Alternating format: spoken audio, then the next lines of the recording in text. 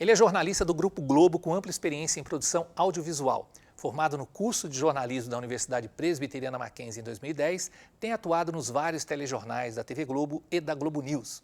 Com experiência de cobertura no Brasil e no exterior, faz reportagens para o Jornal Nacional, Programa Fantástico e Jornal das 10, entre outros, além de fazer parte da bancada de apresentadores da Globo News. Ainda durante a faculdade, trabalhou na revista Época e na TV Mackenzie. O projeto Memória Jornalismo recebe hoje o jornalista Vitor Ferreira. Vitor, mais uma vez, obrigado pela sua presença aqui, é um prazer recebê-lo. Eu que agradeço pelo convite. Nesse Muito lugar bom estar de volta aqui, onde eu aprendi a abrir o primeiro tripé da minha vida, foi aqui onde você foi explorado como estagiário, diga-se de passagem. Foi quanto tempo aqui? É verdade, 1 ano e meio. 1 ano e meio. Eu entrei no segundo semestre, nas férias ainda, do primeiro para o segundo semestre, e fiquei até o final do quarto semestre, quando eu fui para a Editora Globo. Passei no programa de estágio. Eu sei que você não é de São Paulo. Como é que você chegou ao Mackenzie? Eu sou do sul de Minas, né? Uma cidade chamada Camanducaia. E durante a adolescência eu sempre quis fazer publicidade. Era assim, adorava publicidade e tal. E já aprendia a fazer site, fazia aula essas aulas de computação, Windows e tal, front page. Aí comecei a programar site em HTML. E na época tinha um ex-namorado da minha irmã que fazia publicidade aqui no Mackenzie. Então eu falava muito com ele do Mackenzie e tal, e ele recomendava, adorava o Mackenzie. Ele tinha feito, né? Tem uns anos a mais que eu. E aí, nesse meio tempo, ainda na adolescência, fazendo o ensino médio, aconteceu uma coisa na minha cidade que me despertou para o jornalismo. Que aí eu morava numa rua totalmente calçada, calçamento de paralelepípedo, e no meio da rua tinha um corredor de coqueiros. Então era uma rua bonita da cidade. A rua, inclusive, que os carros de turistas que vão para Monte Verde passavam ali. Era uma rua bem bonita. E o prefeito, de ocasião, estava asfaltando a cidade inteira. E, ao asfaltar a minha rua, ele decidiu que ia mandar tirar os coqueiros para poder passar o asfalto. E aí eu fiquei com aquilo, era a varanda da minha casa, assim. Tinha uma questão pessoal de pôr coqueiro na minha rua, mas tinha uma coisa que é absurda, você vai tirar os coqueiros. E aí eu resolvi procurar o jornal da região e ofereci a pauta. Eu falei, eu queria fazer uma matéria aqui, porque o prefeito quer cortar coqueiro. Hoje em dia seria um escândalo, né? Mas naquela época, acho que 20 anos atrás, 18, 20 anos atrás, não era tão escandaloso assim. Aí, de intuição, fui procurar um engenheiro florestal para perguntar se o coqueiro sobreviveria, porque quando eu questionei a prefeitura, eles disseram, não, a gente não vai jogar fora, a gente vai tirar e replantar em outro lugar. Aí o engenheiro florestal foi lá comigo, avaliou e falou, não, esses coqueiros têm mais de 20 anos de idade, se tirar daqui, morreu, não pega em lugar nenhum. E entrevistei um monte de gente, fiz um texto para o jornal, que eu lembro do título até hoje, Coqueiros com mais de 20 anos darão lugar à pavimentação. E a prefeitura desistiu de cortar o coqueiro e foram lá, asfaltaram a rua. O argumento inicial é que ia ficar difícil asfaltar a rua com as árvores. E eles conseguiram, fizeram um canteirinho, asfaltaram a rua sem retirar os coqueiros. É mantido até hoje? E não, ele depois foi retirado anos depois, os coqueiros. Acho que começou a envelhecer, um caiu e tal, tiraram tudo. Mas naquela época mantiveram ainda por vários anos. E foi o primeiro contato que eu tive com o poder do jornalismo de regular o poder público. De dizer, olha, de ajudar a regular, né? A gente não regula, mas a gente às vezes denuncia, aponta caminhos. Foi a primeira vez na minha vida que eu vi o poder do jornalismo de mostrar para uma autoridade que ele não pode fazer o que ele quer. Ele tem que ouvir os diferentes lados e tal. E aquilo me deixou com o olho brilhando assim, em relação ao jornalismo. E decidi fazer jornalismo. Eu já tinha tido esse contato com o Mackenzie por causa desse ex-cunhado que tinha feito publicidade aqui e acabei vindo parar aqui no Mackenzie. Isso foi em 2007. Comecei a faculdade e aí fui tocando a vida. Você falou uma coisa interessante que a gente sempre... Você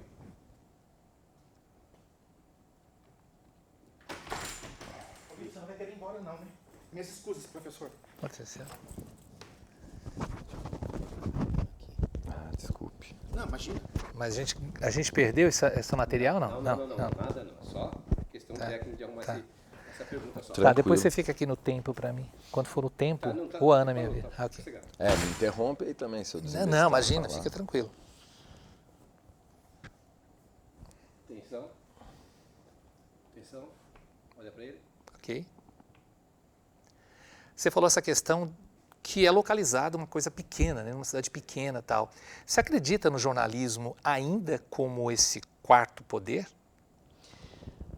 Olha, eu oscilo, Vanderlei, em momentos de desesperança, de desânimo, com momentos de esperança. Eu acho que o jornalismo vem sendo agredido, né, espancado em praça pública muitas vezes, não só no Brasil, isso tem acontecido no mundo inteiro. A gente está um pouco combalido, desde por falta de financiamento mesmo. O jornalismo não dá, nunca foi uma atividade que desse muito lucro, mas tem dado cada vez menos. E também por conta de quem não gosta da atividade jornalística batendo na gente o tempo todo. Isso não é exatamente novo, acontecia antes. Só que com o advento das redes sociais, eu acho que a gente começou a apanhar com mais frequência e mais intensidade. Eu não sei exatamente se eu usaria o termo quarto poder, mas nessa oscilação que eu tenho entre desânimo e esperança, eu acho que a esperança ainda se sobrepõe, porque quando você se põe a pensar o que vai ser de uma sociedade, de um país, sem o jornalismo livre, o que vem é devastador. E eu acho que a própria população, em algum momento, vai reconhecer isso se a gente caminhar para um governo autoritário, para um Brasil em que a imprensa não seja livre. Mesmo as pessoas que às vezes brigam com a gente, vão em determinado momento sentir falta da gente, se o país caminhar para esse lado. A gente esteve perto disso, né, com o fatídico 8 de janeiro, e não acho que a gente está totalmente livre disso ainda. Mas é uma coisa que a própria sociedade vai se autorregular, vamos dizer assim, e recobrar a necessidade do jornalismo profissional. Eu vou dar um exemplo em relação à música, por exemplo. Quem tem 30, 35 anos para cima vai se lembrar daquele Casa A, BitTorrent, programetes que a gente usava na internet para baixar a música MP3 sem remunerar o artista. Era pirataria, né? Então eu usei muito na adolescência. Digitava lá a música que eu queria, fazia o download, botava no meu MP3 e o artista não recebia nada por isso. Era pirataria. A gente conseguiu caminhar para um modelo de streaming que tem os seus problemas, quem é do ramo até sabe com mais precisão, né, de remunerar muito pouco os artistas independentes, quem tem bilhões de players, acaba sendo mais bem remunerado. O artista médio ali, regional, não tem tanta remuneração. Mas a gente conseguiu superar esse momento da pirataria e fez com que a sociedade entendesse que é melhor você pagar um pouquinho para ouvir as suas músicas, por duas razões. Uma, porque é mais justo, você remunera o artista que você está ouvindo, que você gosta. E segundo, porque é mais fácil, você não precisa ficar ali fazendo download, às vezes vinha uma música com o arquivo corrompido, ou você baixava uma música, vinha com uma propaganda de alguém no meio, era péssimo. Então, aos poucos, a gente começou a pagar 20, 30, 40 reais por mês para ouvir música. Eu acredito nesse modelo também para o jornalismo. Eu acho que em algum momento as pessoas vão reconhecer, e já tem acontecido isso em alguns jornais, Washington Post, aqui no Brasil mesmo, você tem as assinaturas digitais, muita gente reconhecendo a necessidade de pagar por aquilo. Tem jornal impresso que já tem mais assinante digital do que o assinante no papel, né?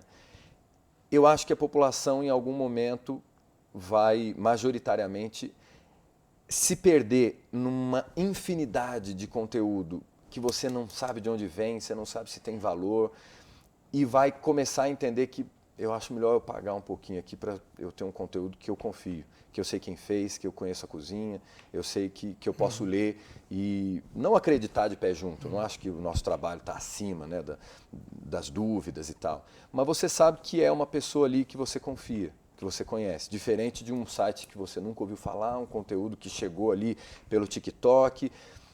Eu acho que a gente está nesse processo ainda de educação midiática mesmo, sabe? De entender onde eu posso achar algo em que eu confio e o que eu não vou confiar. Porque hoje está meio misturado, já foi pior, mas acho que a gente está nesse processo. Mesmo as pessoas que, a gente brinca, né? O grupo da tia do Zap e tal.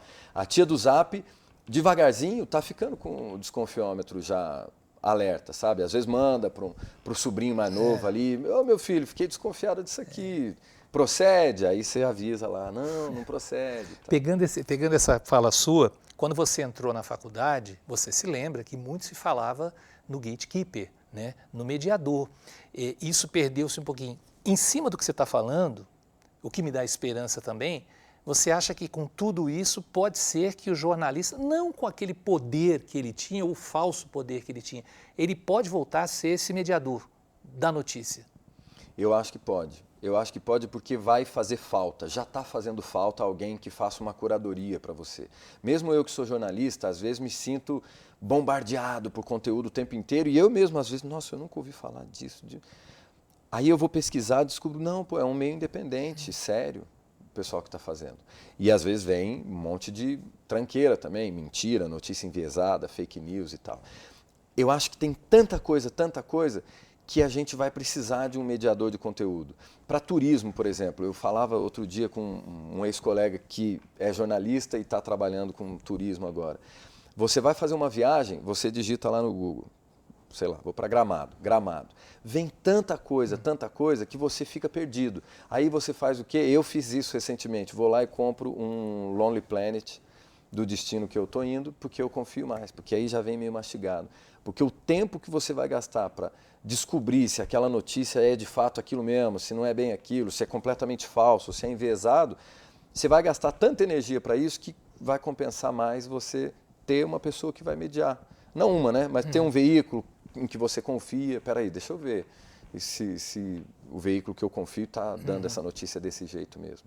E aí é que a credibilidade vai ser, sempre foi o nosso ativo mais valioso, mas eu acho que a credibilidade de agora para frente é o nosso ativo de sobrevivência, é o mais fundamental, é a nossa boia salva-vidas ali, porque quando acontece, e ainda é assim hoje, quando acontece um evento extremo, cai um avião, a audiência dos canais de notícia disparam, porque as pessoas sabem que eu vou ligar ali, vou confiar, né? Vou confiar. Pode até ter aquela coisa, né, de política, de dizer, não gosto tanto porque eu acho que esse canal não é exatamente o que eu penso. Mas a hora que acontece um fato que o sujeito precisa saber da notícia em cima do lance, ele liga lá, porque ele sabe que ali ele tem. Eu acho que vai ser a mesma coisa com o jornal, com sites de notícias, com conteúdo. Eu vou consumir o conteúdo que eu sei que eu confio, que eu não preciso ficar... Eu vou consumir o conteúdo, depois pesquisar para saber se esse conteúdo, se essa reportagem é verídica ou não. É mais fácil eu consumir a reportagem de quem eu já conheço. E aí o jornalista, como um curador, eu não diria nem mediador, como um curador de conteúdo, vai ser fundamental. Ô Vitor, eu tenho conversado com muita gente aqui, que o curso vai fazer 25, está fazendo 25 anos este ano, tem conversado com gente que se formou parabéns a todos nós, que se formou há 20, 15, 10, e com trajetórias muito diferentes. Hoje, antigamente era mais fácil falar, o cara se formou em jornalismo, ficou em jornalismo. Você é uma das únicas pessoas que assim, manteve uma trajetória que você construiu desde a faculdade. Era nítido, né, que você tinha um perfil de grande reportagem e para mim seria um caminho natural você chegar na Globo. Você tinha essa intenção quando você entrou na faculdade, quer dizer, já eu vou trabalhar com grande reportagem, eu vou fazer isso na minha vida? Você tinha essa intenção? Você vislumbrava isso? Tinha. Era uma coisa que eu gostava, assim, que desde aquele fato lá na minha cidade, eu me encantei, assim, brilhou o olho de contar histórias, não só a denúncia pela denúncia, mas de contar histórias, de poder sentar com alguém e entender um pouco melhor a vida daquela pessoa. Eu acho que o jornalismo tem um poder que as redes sociais estão tentando nos subtrair, que é de você apresentar para quem está te assistindo uma realidade, um país, ou um Brasil, ou um outro país diferente da dele. E fazer com que essa pessoa tenha empatia e sinta empatia por aquilo que é diferente. O que acontece com os algoritmos hoje é o oposto. A gente é jogado para dentro de uma bolha em que todo mundo pensa igual e a gente imediatamente passa a não só ter preconceito, mas a combater o que pensa diferente. E isso é destrutivo. Essa hiperpolarização que a gente vê hoje no Brasil e em vários países do mundo é muito mais fruto desses algoritmos do que do trabalho jornalístico. Porque o trabalho jornalístico, eu lembro quando eu comecei, eu ia mostrar uma realidade que é completamente diferente daquela de quem está assistindo e a pessoa ficava, meu Deus, que interessante, então é isso, é dessa maneira que pensa essa pessoa? Eu não sabia, que interessante. E não no afã de fazer alguém mudar de opinião, mas de respeitar, de entender que existem pessoas que vivem de um outro modo de vida. E a melhor maneira de se combater preconceito não é convencendo o outro de que ele está errado, é convencendo o outro de que tem gente que vive de outro jeito e que está tudo bem, que a gente pode coexistir. Né? E como é que você faz isso? Com o jornalismo. Porque os algoritmos não vão fazer isso por nós. O cara que está ali no TikTok, ele só vai aprofundando ainda mais, ou Instagram, qualquer outra rede, essas divisões. Então, essa vontade de contar a história e de descobrir o país que eu vivia, eu tinha uma coisa, eu ficava anotando os estados que eu já fui e tal, porque, já fui em tudo que é canto. E isso me enchia de orgulho, não só pelas reportagens, mas por ser uma pessoa que tinha vontade de conhecer o Brasil e mostrar o Brasil para quem não... Assim, raríssimas pessoas vão ter oportunidade de visitar todos os estados do Brasil. Então, o meu papel é pegar esse privilégio que me foi dado e contar para todo mundo como o nosso país é diverso, como tem gente que pensa diferente e convive nesse Brasilzão. E eu acho que foi isso que foi guiando a minha trajetória profissional. Um pouco de acaso também, né? As coisas vão acontecendo. Daqui eu fui trabalhar... Vamos falar sobre isso também. Mas foi a coisa que sempre me moveu era isso, mostrar, conhecer e mostrar as diferentes faces do Brasil. Antes de entrar nessa questão da sua trajetória, que eu acho muito interessante, Vitor, você falou no algoritmo e tal, e tem uma figura que não existia na sua época. Até uma colega sua aqui, entrevistando, ela falou assim, não, nós somos influenciadores, nós temos que tomar esse espaço porque é nosso. Essa figura atrapalha ou ajuda o jornalismo? A figura do influenciador digital... Eu vou tentar fugir do atrapalho ou ajuda, porque assim, é uma realidade hoje, né? A gente vai ter que lidar com essa realidade que está aí. A comunicação virou uma coisa muito maior, porque hoje você tem influenciador que não tem nenhuma formação jornalística e fala para muito mais gente do que os principais jornalistas do país, né? Tirando a TV aberta, um jornal nacional, você tem jornalistas importantes que não têm a mesma audiência que uma influenciadora de maquiagem. Ela está lá ensinando a fazer maquiagem, mas ela está comunicando, é um jeito de comunicar. Eu acho que o nosso maior desafio é encontrar o nosso lugar nesse meio, porque as pessoas vão continuar consumindo, seja vídeo de maquiagem, seja vídeo de gatinho, ou os influenciadores que se colocam ali como comunicadores do mundo contemporâneo, que é um pouco o que o jornalismo faz. A gente vai ter que disputar espaço com essas pessoas. E não acho que precisa ser só dizendo, olha, isso aqui não é jornalismo, pronto, acabou. Não, porque no fim das contas não é exatamente relevante se a pessoa vai ter o rótulo ali de, isso é um produto jornalístico e isso não é um produto jornalístico. A gente está comunicando, né?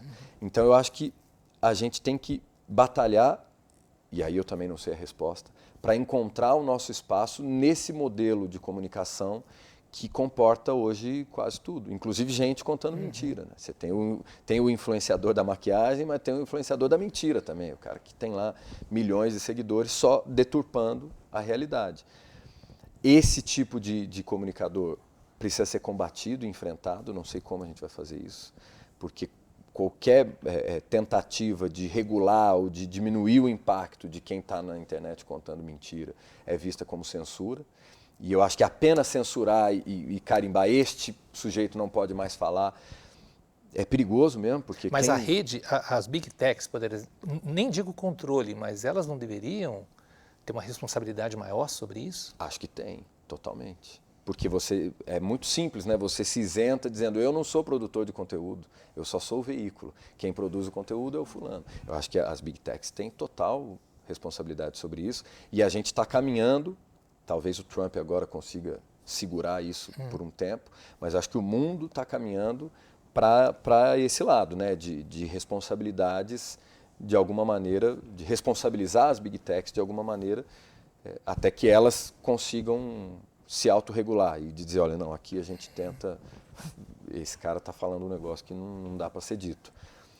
Mas eu acho que isso partir de governos ou do judiciário para calar todo mundo que está mentindo, é difícil, eu não tenho uma opinião completamente formada, mas é um caminho difícil porque você abre precedentes para ali na frente alguém perseguir um jornalista que está dando uma opinião que não é, enfim, que determinado juiz não gosta, o cara vai lá, não, é fake news e pronto.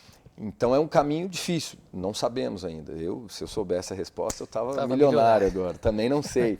Mas eu acho que, como sociedade, a gente vai ter que refletir sobre que espaço o jornalismo vai ter nesse mundo que é muito maior de comunicação e o que a gente vai fazer com os comunicadores que estão deliberadamente mentindo, confundindo. Porque, e aí é importante, tem os que estão opinando e dando uma opinião que eu não goste. E paciência, ele tem o direito de fazer isso. E tem os que estão mentindo deliberadamente para confundir, para influenciar uma eleição. Como a gente vai separar esses dois e o que a gente vai fazer com quem está mentindo é o desafio que está posto. Voltando para a sua carreira, eu e outros professores sempre te achamos muito ousado e você não ficou parado desde a faculdade, desde o primeiro semestre até os dias de hoje, né? Você foi construindo essa trajetória, você falou um pouco do acaso. Eu tinha uma aluna minha que trabalhou contigo na Globo, ela falou assim, eu nunca vi, o editor corre do Vitor, o editor se esconde do Vitor porque ele sabe que vai vir com uma pauta, ele fala, não, o Vitor está vindo aí, ele vai vir com uma pauta que sai correndo, tal. Jornalismo é isso mesmo, é você buscar esse diferencial, quer dizer, a sua trajetória, tem várias histórias da sua trajetória que são interessantes nesse aspecto de você ter o feeling da reportagem, né? O caso que você ficou preso lá no Peru, por exemplo, é o feeling da reportagem. Você acredita nisso ainda? O feeling da reportagem? Eu acredito. Eu acho que tem aquela máxima antiga, né? Já é um clichê até, de que você ouve barulho de bombeiro, fogo, vê fumaça, todo mundo corre e o jornalista corre para ver o que está acontecendo. Né? É um clichê já batido, mas eu acho que é um pouco isso mesmo, porque se a gente não tem essa inquietude de o que está acontecendo, preciso entender. Vou contar para alguém o que está acontecendo. Para mim, o jornalismo é esse processo todo, porque não adianta nada também eu ter a curiosidade, o que está acontecendo, vou lá entender e guardar para mim, não é jornalismo. E eu contar sem entender, sem compreender o que está acontecendo, também não é. Eu acho que essa inquietude de não conseguir... Claro, ninguém tem que ter um burnout porque está o tempo inteiro com ansiedade e tal, mas alguma inquietude, eu acho que você ficar ali com aquela... friozinho na barriga, com uma coisa que você não conhece, preciso descobrir, preciso entender melhor o que está acontecendo e tal. Eu acho que essa inquietude é o motor que move o jornalismo, sim. Não estou dizendo que todo jornalista vai ter isso, não, tem gente que quer cumprir o seu horário ali, fazer o seu trabalho, e é legítimo, é digno, mas as boas histórias vêm dessa inquietude. Eu vi, por acaso, ontem eu estava vendo o documentário sobre o Maurício Kubrusli, que está com demência frontotemporal, já não lembra de não lembra de praticamente nada do que ele fez como repórter, e o documentário mostra como toda a carreira dele foi pautada por essa inquietude de tentar entender o que leva alguém a fazer determinada coisa, como é que é a vida do cara que está lá no sertão, no interior do Piauí. Isso é um motorzinho que eu acho que empurra a atividade jornalística para frente e que torna ela tão relevante também. Você é jovem, evidentemente, mas você já fez muita coisa. Tem um momento que você fala assim, pô, o Vitor já passou pela Amazônia inteira, conhece esse país, já faz reportagem de todo tipo. Tem ainda vontade de novidade? Tem coisa a ser feita? Tem. Às vezes a gente fica... Eu já eu saí daqui em 2010, né? Então 15 anos de formado, mas durante a faculdade já fazia algumas coisas, até algumas viagens, fui para o Haiti, fui para a Amazônia ainda durante a faculdade. É claro que vão ter momentos que eu, tô meio, né, quero tirar o pé um pouco e tal, mas eu não consigo passar 2 meses assim. Aí eu já, né, tenho vontade, descubro alguma coisa, quero ir atrás, quero voltar. Mesmo a Amazônia, por exemplo, que é um tema que eu tenho acompanhado mais de perto nos últimos anos, mudanças climáticas e questões amazônicas todas. Esse ano, então, por causa da COP, já estou com pelo menos 3 viagens marcadas para lá ao longo do ano. Sempre tem alguma coisinha nova para você tirar dali, assim. Isso é impressionante. E isso me move muito ainda, sabe? Sempre tem uma cidade que você não foi, ou uma cidade que você foi, mas descobriu que não conhecia tal coisa que você conheceu na outra vez. Eu ainda tenho bastante disso, assim. Tem muita sola de sapato. Também é um pouco essa... clichê dizer essa coisa, eu sou um apaixonado pelo jornalismo e tal. Bom, mas senão não estaria. Mas eu ainda tenho muito essa mola propulsora de descobrir coisas, ainda me move. Não sei se vai durar para sempre e tal, mas ainda é algo que me joga para dentro desse caldeirão aí chamado jornalismo. Tudo que você falou custa. Vamos falar de modelo de negócio do jornalismo, por exemplo. Você está numa empresa conceituada, uma empresa que a gente sabe que tem condições, mas jornalismo é caro também. Quer dizer, para você fazer uma viagem dessa para a Amazônia é muito caro, é complicado, tal. Que alternativa eu tenho fora desse meio super profissional que é a Globo, por exemplo, para você fazer uma... Existem outros veículos ou outras formas de fazer jornalismo sem ter este gasto, por exemplo? De fato, a atividade jornalística é caríssima. Eu tenho o privilégio, a sorte de trabalhar num lugar que ainda investe em reportagem, assim, ainda pagam para eu ir para os lugares contar as histórias e consigo ir com relativa segurança. E às vezes a gente aluga um barco, freta um avião, já fiz de tudo que você imaginar. E a gente tem esse respaldo. Mas, evidentemente, é raro o jornalista que tem esse privilégio. E aí, 2 coisas. Você tem veículos que são veículos da grande imprensa e que estão tendo dificuldade para financiar esse tipo de reportagem. E você tem jornalistas independentes que precisam também desse impulso. Reconheço a importância do jornalismo independente, assim, é muito importante. Ele precisa coexistir com a grande imprensa. O que se tem hoje, que já está posto, que já está acontecendo e que é um grande incentivo para você que está me assistindo aqui, os estudantes do Mackenzie, são as bolsas de jornalismo. Tem fellowship, becas em espanhol, então tem diversas organizações, tem uma lista mesmo, é longa a lista, que estão financiando reportagem para quem é independente. Você não tem. Então eu sou um jornalista, me formei no Mackenzie, tenho aqui 2 anos de formato, tenho uma belíssima ideia de pauta, mas não tenho grana para fazer. Então você vai lá, se inscreve, tem até, eu acho que a Fundação Pulitzer lançou agora, esse mês, uma série de bolsas que eles vão pagar para fazer reportagens com foco na COP30. Então pode até $4.000, que é um dinheiro impactante, sobretudo no Brasil, com a cotação do dólar agora. Você consegue, com $4.000, ir para a Amazônia, fazer texto, foto, vídeo. Isso é possível. Então você tem uma série de instituições, se perguntar ali no chat GPT, quais são as instituições, eu fiz esse teste outro dia, que oferecem bolsa de jornalismo, aparece um monte. E aí se inscrever, aplicar, você tem que ter a sua ideia de pauta mais ou menos elaborada, deu ali alguns telefonemas, falou com algumas pessoas, já tem a pauta encaminhada, prepara a sua proposta e se inscreve. E aí eles selecionam.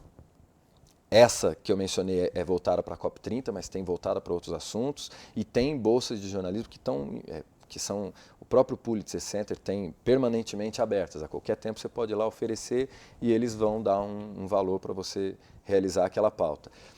Isso é importante, mas não só. Então, isso eu acho que fomenta não só o jornalismo independente, mas tem veículos já da grande imprensa que às vezes aplicam para essas bolsas e aí vai ou um repórter da casa ou um freela que sugeriu a pauta usando essa bolsa para fazer a reportagem. E eu acho que a gente precisa também tentar investir, sobretudo as novas gerações, em monetização de conteúdo nas redes, porque de fato sem dinheiro não se faz jornalismo. E a gente tem visto uma dificuldade para captação de recursos, esse é o grande desafio. Eu voltei agora de um seminário no Panamá, que foi promovido pelo Centro pela Integridade de Meios nas Américas. O nome oficial é em inglês.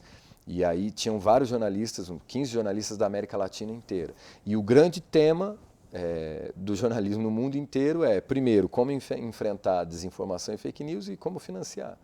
Como fazer com que as pessoas... E aí tem de tudo. Tem casos, por exemplo, de gente que contou a história lá de que soube de um bilionário que gostava de bom jornalismo e mandou um e-mail para o cara. Ó, eu tenho esse projeto assim, assim, assado, não sei o quê. Diz que o cara estava fazendo uma viagem pelo Polo Norte, ele mandou fotos e tal. Adorei o seu projeto, ele empolgado, e tinha a ver com mudanças climáticas, eu acho que o cara estava tocado por estar lá no Polo Norte.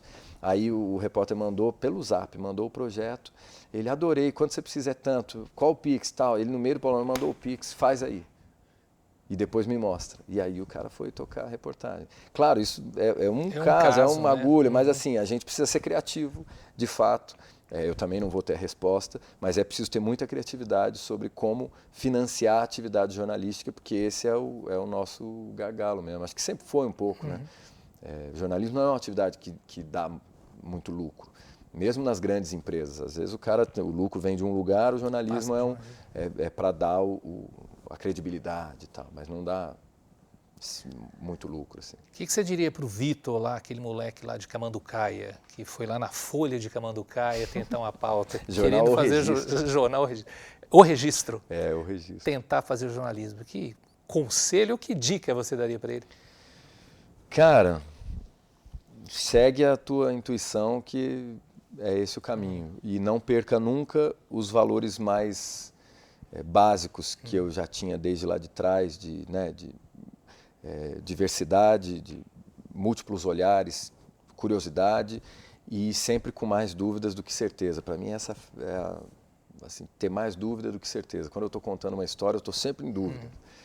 É aqui mesmo e tal, porque quando você tem muita certeza na vida, você já não precisa fazer mais nada. Né? Valeu a pena fazer jornalismo? Valeu.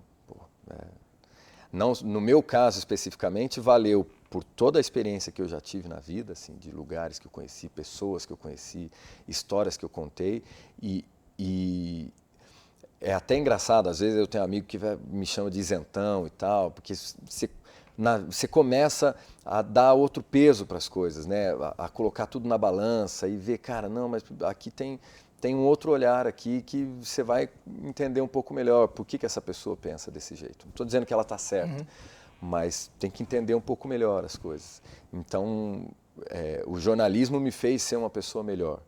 E fora isso também tenho 2 filhas, estou criando 2 filhas, fruto do meu trabalho, do meu suor, então valeu a pena também, por esse caminho. Quem sabe não vou ficar jornalistas rico, também? Não vou ficar rico, não vou acumular patrimônio, mas consigo ter uma vida digna e ir tocando. Vitor, obrigado por você ter voltado. Você sabe que a gente está sempre tentando conversar com ex-alunos aqui para trazer essa experiência para a gente também como professor, que a gente está fora do mercado, né? Então tudo que vocês falam a gente leva para a sala de aula também, então agradeço demais. Legal. Essa casa que você também começou, depois, né? Não é tão importante quanto o registro, mas enfim, o jornal de Camanducaia, mas também acho que faz parte da sua vida. Obrigado por você ter vindo, viu? Não, eu agradeço de coração o convite, Vanderlei, fiquei muito feliz pelo convite e por estar aqui. Passa um filme na minha cabeça, porque eu gravei muitos, revista eletrônica, entrevistei a Marina Silva nesse estúdio aqui, quando era senadora ainda, ela veio para algum evento no Mackenzie, conseguimos arrastar ela para cá. Aprendi a olhar para a câmera, consegui falar com um pouco mais de naturalidade para a câmera aqui, abrir um tripé, até operar a câmera, às vezes, o Pimentel, que era o Antônio Pimentel, que foi cinegrafista aqui, me ensinava várias coisas, eu ajudava a fazer uns programas, então muito do que eu aprendi no começo da carreira foi aqui dentro. Parece que deu certo. Obrigado, Vitor. Obrigado. Obrigado.